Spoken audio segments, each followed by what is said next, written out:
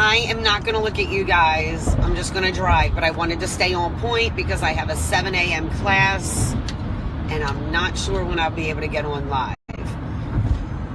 How is everybody feeling? I'll give you guys a couple minutes to get on. Let me know when you're here.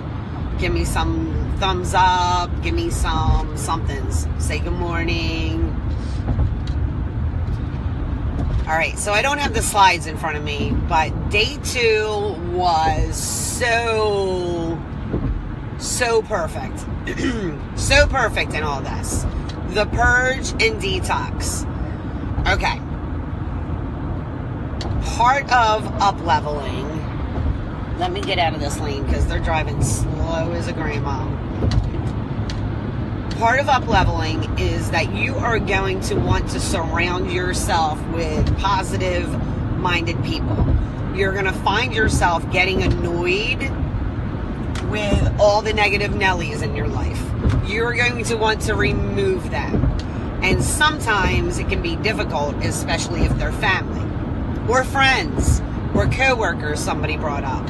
So, the first thing that I did, and it's not that I am oblivious to all the horrible things going on in the world, but in my news feed on Facebook, I stopped opening them and reading them. In fact, Tanya, I think the last thing that I opened up and read was the daycare baby thing. And that one probably I read because it was close to home. So, there are a million horrific things going on in the world around us. The news does nothing. It's a rare occasion that you see something positive going on. Because there's something about negativity and chaos and where are you going? And, tragedies that, it's a train wreck. You can't help but to look. So the first thing, stop opening the negative stories. Stop sharing them. Because what we focus on expands. So if we keep focusing on the negative tragedies that are going on in the news, you're just going to see more and more and more. And it's true, because I had to take a look at my patterns and just see, is this whole attraction thing for real? And yeah, it seems to be. So number 1, stop watching the news. Stop watching the freaking news. It's hard because we want to know what's going on in our lives. If you really want to know if it's National Puppy Day or not, you'll find out. You'll see your friends posting it. So stay away from the news. The second thing, I have a million friends on Facebook. Some of them in real life. Some of them just, from Facebook. You'll see the same people posting about how miserable their lives are every single day. There's one person in particular, I love her, she's awesome, but the only thing she posts, fuck my life, my tire's flat. That's a privilege problem, right? Seriously, it's a privilege problem because you have a car. Okay? Fuck my life, my flight to friggin' Mexico has been delayed. These stupid people can't get their shit together. You might have been avoiding a friggin' plane crash because your flight's delayed. You know what I mean? So, changing your mindset. So these people that are in our news feed, let's just say they're not close friends, they're just Facebook friends, unfollow. You don't have to unfriend everybody, but unfollow is a great option because then you don't see their negative Nelly asses in your news feed every day.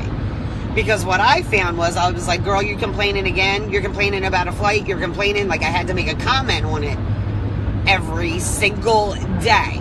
And I'm like, well, this is my wasted time, buying into her bullshit. So I just unfollowed her. That way I don't see it on my news feed. Let's go a little bit deeper.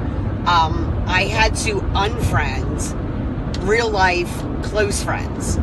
And that was difficult, and one of them actually gave me some backlash about it. But here's the thing. If it causes you pain, and as simple as Facebook is, you know, Facebook isn't real. However, we see everything that goes on in everybody's lives on Facebook. So I had this really close friend. I thought we were really close. When it was at the very first gym that I worked at, we became really close because she lives right by there, and that's where she went, and we became really close. We were working buddies. Oh, the sunrise is amazing and blinding. Holy ball of sun. If you could go look out right now, go look out. So anyway, this girlfriend seemed to only be available when it was convenient for her, which was like never. And you want to talk about, oh, I'm too busy, I'm too busy. That's bullshit, because you make time for what's important to you. So after so many times of her canceling on me, and then like I was the one that was always reaching out to her, she would cancel on me, and then there would be pictures of her with other people out doing shit, and it became really painful. And we've had the conversation more than once. I'm like, dude, you really suck at this whole canceling thing. I know, I just get so tired. I'm like, I get it. I make plans all the time that when it's time to go do them, I'm like, ugh, I'm so tired, I don't want to. But I love so-and-so, so I'm going to make the effort to go see them or make other arrangements or something. Well, this person stopped doing that. So after the last time I reached out to her, it took her forever to respond to me. Like, really, because you post on Facebook every day. I started advancing in my career, and we're in the same career, right? And I think she may have gotten, I don't want to say that she got jealous, but honestly, not every friend, some of your friends don't want to see you succeed. They want you stuck right where they're stuck. Does that make sense? They just don't like to see you're moving on, you're growing, and that sucks for them. So I eventually unfriended her, and it took her a good month to reach out like, yo, what the fuck, you unfriended me? Yeah, you know, we had the conversation quite often that you hurt my feelings, and if you're going to keep hurting my feelings, then we're not friends. And I did unfriend her, and I stayed firm in it. Like, no, like, I had to start putting up boundaries of who I allow into my life on a personal level. And she's like, what about all these other people on Facebook that don't show up? They weren't my close friends. They're just associates. That's why they're still there. They didn't hurt me. So unfriending, detoxing from that is going to suck. It's going to suck. So, dude, can you stay in your lane? God bless.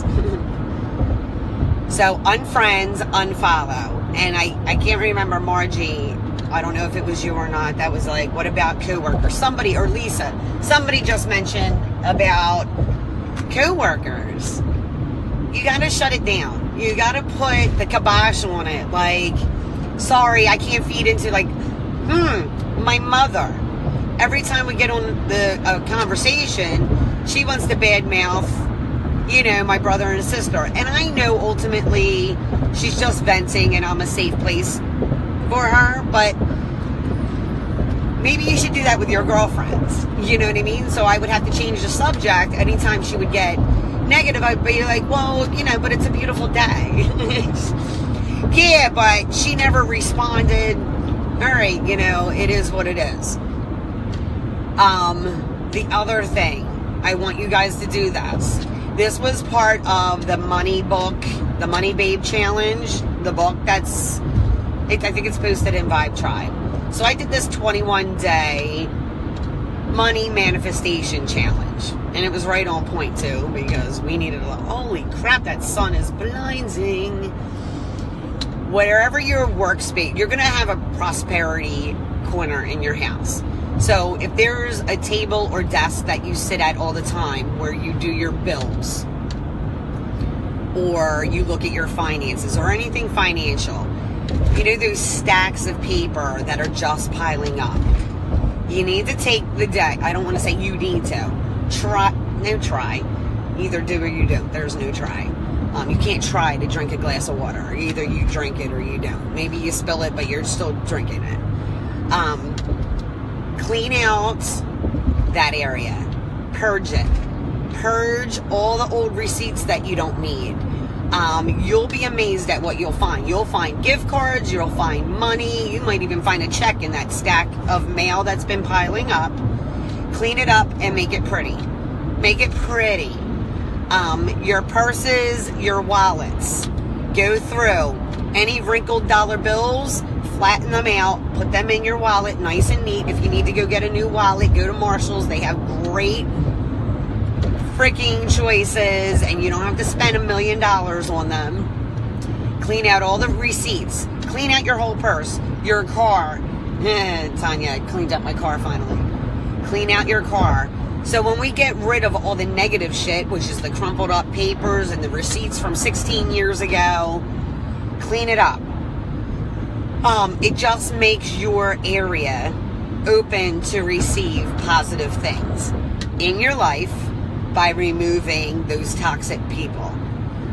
Is anybody on that has questions about this? So I'll go over the slide later, and I want to go over the crystals as well. I know a lot of people didn't even get the crystals yet, which is fine because we're here for 30 days. So we're going to repeat.